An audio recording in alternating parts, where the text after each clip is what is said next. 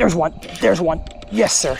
Oh my gosh. Oh my gosh. Oh my gosh. Oh my gosh. That one is big. That one's big. Gosh. Over the last decade, I've caught fish in every corner of North America.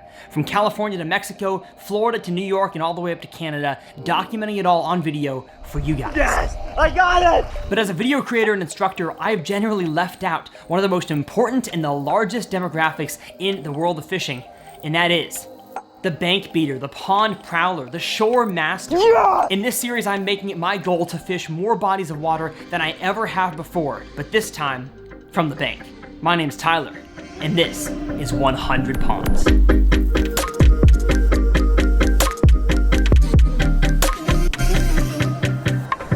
Well, how's it going, folks, and welcome back to 100 Ponds. My goal with this series is to fish 100 of these things and teach you guys everything that I'm learning along the way. So we are 40 ponds in, and I've never fished a single pond twice, and I've also never fished a pond that I have fished before in my life. They're all brand new. This episode is a little bit different. This is a throwback episode. The ponds you're gonna see in this video are the ponds that formed who I am. The ponds that I walked from the bank as a kid in elementary school, middle school, and high school that gave me a passion for the sport, and the reason why I'm doing what I'm doing now is because of these ponds. I'm gonna attack the first pond with the same exact lure styles that I would have thrown in elementary school and middle school walking the bank. In the next pond, I'm gonna try to see it with totally new eyes and not fish it how I did years and years ago, fish it with the knowledge and skills I have now. So without further ado, let's fish one of my childhood ponds. So much nostalgia. Pond number 41.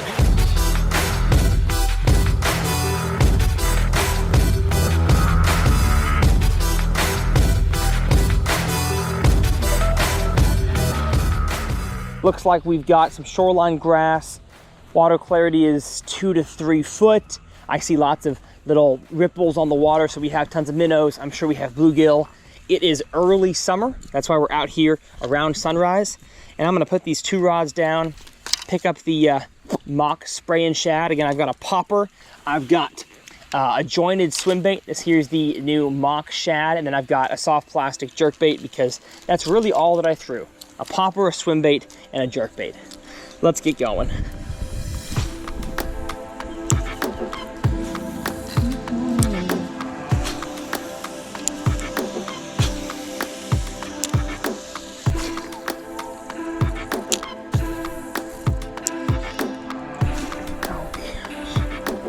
You know, as we fish, I can kind of take you guys down memory lane. Oh, there's one.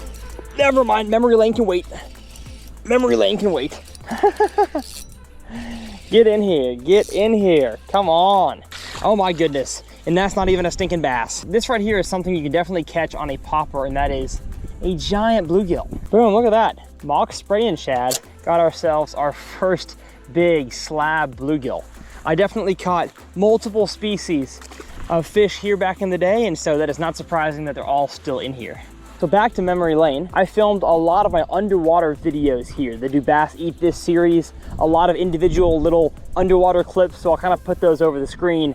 I filmed those over in a corner back there, which I'll bring you guys to here in a few minutes. One video that's most memorable to me that I filmed here was an underwater video of the Savage Gear line through swim bait. I got some awesome slow motion underwater bites on that swim bait and actually ended up falling in the water. We're good. We're good. That was almost bad. That was definitely one of my favorite videos that I've ever filmed on this pond. And like I said, that was 4 or 5 years ago. Are you recording? Yes, we are. Well, man, this has been slower than I was expecting it to be. I am not getting many bites. I know there's still fish in here, but I don't know if the pond's as good as it used to be. I think one thing that I had back in the day was a little more patience. I could stand in one place for longer and be content making the same cast and not catching a fish. Nowadays, I can't. Like, I see 7 spots over there that I want to hit right now, which is exactly what I'm going to do. I'm going to leave the big camera right here, and we're going to go head off with a chest mount to find ourselves some pond bass. There's one. There's one. Yes, sir. Yes, sir. They are still in here. I knew there was a big one somewhere. I knew there was. Beautiful fish. Look at that. Come on. Hard fighting boy on the 6'6" spinning rod. Yes. Oh, not hooked very well. Get in here. Get in here. Yes. This 2-pounder right here is so nostalgic. Catching fish this size really gave me a passion for the sport. I'm so grateful for you, mister. Thank you for biting. Go back there and tell your 10-pound sister, who I'm sure is in here, that I'd like a meeting. There we go. OG popper getting it done. Let's catch another one. That's like 4 fish that have missed. I pop. Oh gosh, there's one. There's one. There's one. Yes. Yes. Yes, yes, yes, yes, yes. You are big. You are big. Get out of there. Get out of there. Get out of there. Oh no. Oh, he's got me stuck. Yes, bring it in. Bring it in. Oh my goodness. We just gotta slowly pull. Tighten my drag. Oh, he's just got so much junk. Oh, I don't want to break him off. This. Yes, yes, yes, yes, yes, yes. Yes, sir. Caught him. Awesome. Basically a cookie cutter of the other one. Beautiful, healthy, maybe 2.5 pound bass. You love to see it. Turned it around, folks. But just like it did back in the day, Topwater gets it done. There's one. There's one. Yes, sir. Oh my gosh. Oh my gosh. Oh my gosh. Oh my gosh. That one is big. That one's big. Gosh. Oh, let's bring you over here. A little bit shallower. Oh, he's got it choked. We're good. As long as we can get him to open water and bring him over here. Yes, sir. Yes. Let's go.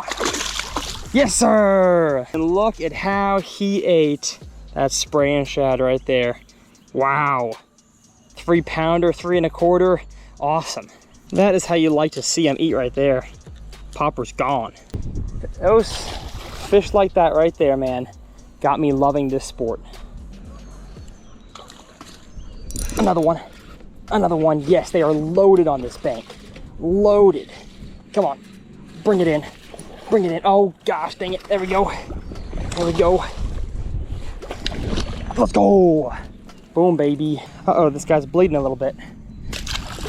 Go get well, son. Well, these fish being on this bank makes a lot more sense than them being where I started. Where I started on that side of on the golf course side is a lot shallower. I thought there might be some fish pushed up, you know, chasing baitfish and bluegill in the morning, but it seems like they're all on the steep side. But it's summer, I should expect that. Oh man, what a stinking way to begin the episode, man. The throwback episode. Catching some. Now, it wasn't without its hardships as well. We started off in an area that I don't think had many fish in it, eventually worked our way around, stayed positive, knew that I was gonna run into them eventually, and caught them on the old popper. Throwback lure on a throwback pond. I say we head to the next pond in this video, even more of a throwback, probably the first pond I ever fished as a kid, and that is pond number 41.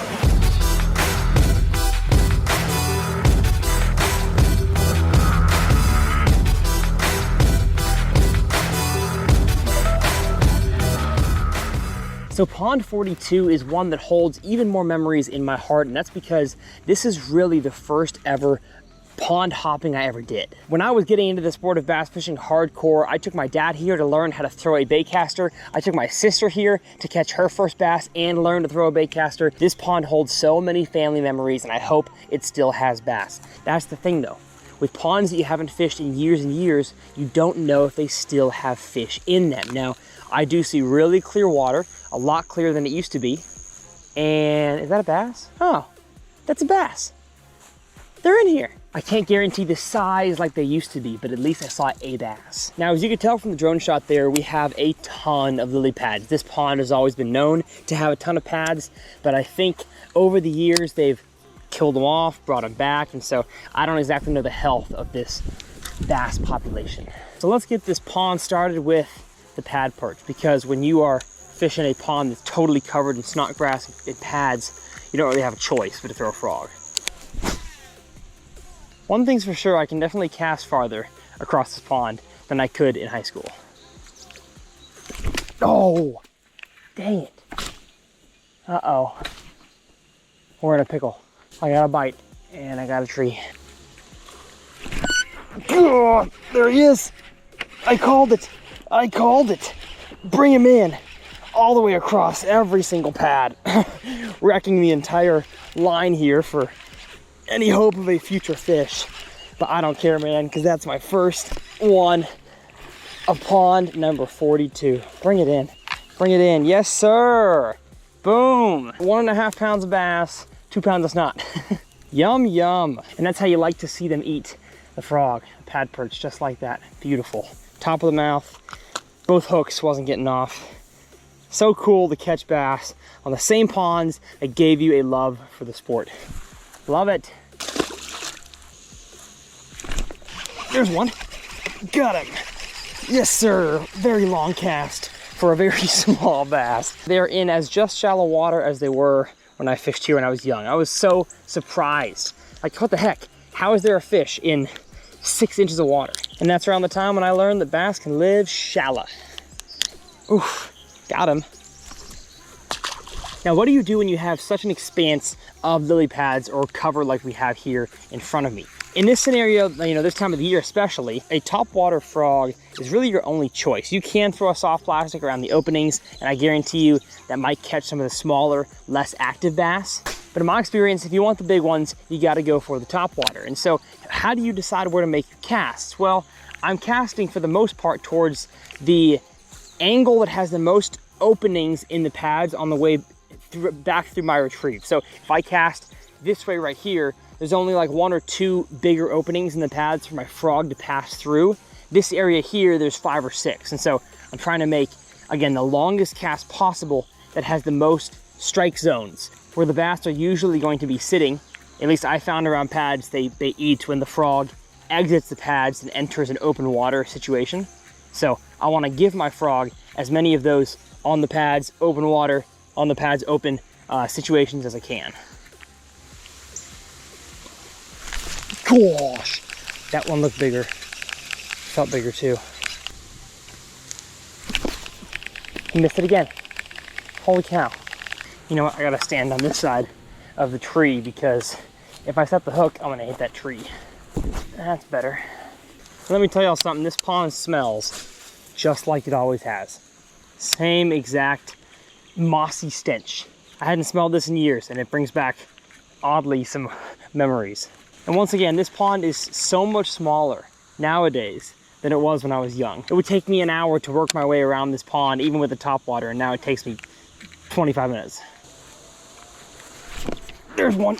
Yes, sir. Yes, sir. Looks like the nicest one of the day, and he's got me all kinds of loaded down in the pads. Ugh. Let's hope I didn't lose him.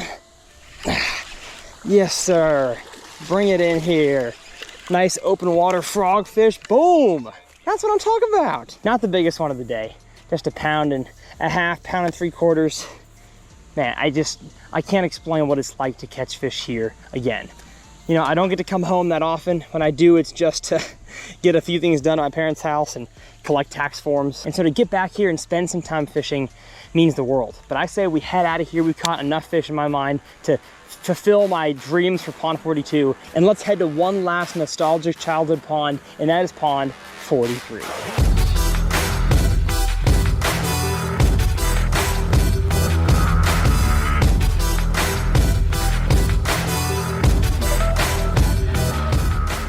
So Pond 42 is by far the most beautiful out of all 3 ponds that I've fished. It's the most natural looking, has the least amount of golf courses or houses around it, and I caught so many bass here as a kid. My buddy Clark and I would launch the family John boat here. We would probably catch, looking back on it, probably only 12 to 15 fish, but back then that seemed like 40. And I never really caught any giants here, but just the skills and knowledge that I acquired fishing this pond definitely made me a better angler. So we're gonna throw topwater frog here, we're gonna throw the ocho because we have a lot more open water, and we're even gonna do some backwoods pond bassing to get to a little section back there that I used to smoke them at. The conditions we have at this pond are actually the best that I've ever seen it. We have some really, really good shoreline grass, a mixture of different types. We've got pads and wind. I see like 3 bass hanging off this drop off here. They see me now, so they're not gonna bite, but at least there's still fish in here. Now, as much as I love the frog, I think we're gonna save the frog till that side of the pond. It's pretty dang shallow over here, so because I caught one off camera in open water on the frog, I'm gonna throw the new mock shad little jointed swim bait. Because I feel like with these bass being as quiet as they are today, a nice quiet jointed swim bait could catch this one. Oops, we are way off.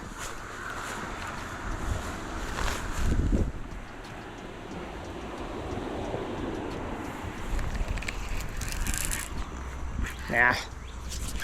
Oh gosh, oh my gosh, I got a fish. Holy cow. As I as I paused to adjust my camera, we got ourselves one. That's crazy. First cast on this pond with the mock shad, and I guess it works. Fish is probably chasing it. I paused to adjust the camera back here, and he took advantage. Not a big one, but a really, really healthy one. We'll see ya. How about that, Dad? How about that? Hey, my dad's here with me. He's been with me for this entire video, but he's kind of been behind the scenes. You may have seen him pop in the frame here or there. He's catching big ones behind the scenes. Okay, mock shad catches them. With water as clear as it is right here and as calm as it is and shallow, so if you got clear, calm, and shallow water, it's hard to beat a jointed swim bait or a weightless soft plastic. Not as good as I wanted. Oh, there's one. Get out of there. Get out of there. Yes, sir. Oh, man. That hook set felt good. I don't know if y'all saw a good view of that, but I gave him the business. That's stinking fun right there. Just an isolated patch of lily pads. There's nothing else in that area besides one patch. There's most likely a fish, I believe, on every isolated piece of cover and structure out there. It's just, do they want to bite or not? And that fish did. A 7.2, this is a mock smash combo, 7.2 medium heavy. It held up, it could get that fish in, but I've also kind of got my hook set strength dialed in. So if you are a newer, especially topwater frog fisherman, throw a heavy action rod. It's gonna help you land a lot more of those fish. Because I made the longest cast I could, and I had to absolutely smack that fish in the face to even get the hook in his mouth. And then the fight ensued, and he ran this way, and I had to reel really fast. So if you want a better chance of catching topwater fish, throw a heavy action rod. And I say that not to make you buy a whole bunch more combos, but if you don't have at least one 7.2 to 7.4 heavy action rod, you need one in your arsenal. And I've got a video explaining exactly why that I'll leave linked in the video description. I think a 7.4 heavy is a fantastic rod. Now, one of my favorite parts about this pond is that I get to trek back in the woods to try to catch some backwoods bass. So we're gonna turn this camera off and get ourselves back in the woods. I'm gonna bring the frog and the ocho. And I get here and I realize that it's a lot more woody than it used to be. That would make sense. Trees and bushes have grown for the past 5-6 years.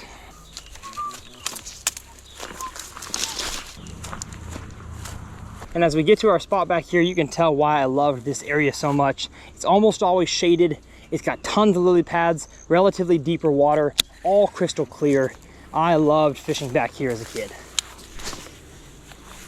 Oh my gosh, and that cast right there was like not even hard for me, and I used to have to like bomb my frog to make that cast. There's one. There's one. Yes, sir. Let's go. Gotta water ski him in, keep him off all these pads. Yes, beautiful. Probably the smallest one of the day, but these bass, man, gave me such a love for catching bass. And I owe a lot of what my channel is and what this job is to these ponds. Got him, got him, yes. Man, he was in shallow water. That couldn't have been more than like 8 to 10 inches. Bring it in. And this right here is what I remember about this pond, is that there weren't many big ones. I mean, maybe 3 pounds was the biggest I ever caught, but I caught a lot of these cookie cutter 1.5 to 2 pound bass. That when you're 14, 15, man, those are always fun. Heck, they're still fun for me now. Hey, hey, hey. Oh my gosh, wow. Look at this. Gonna end ourselves with a stinking bluegill. That's gorgeous. Is that a long ear? Yeah.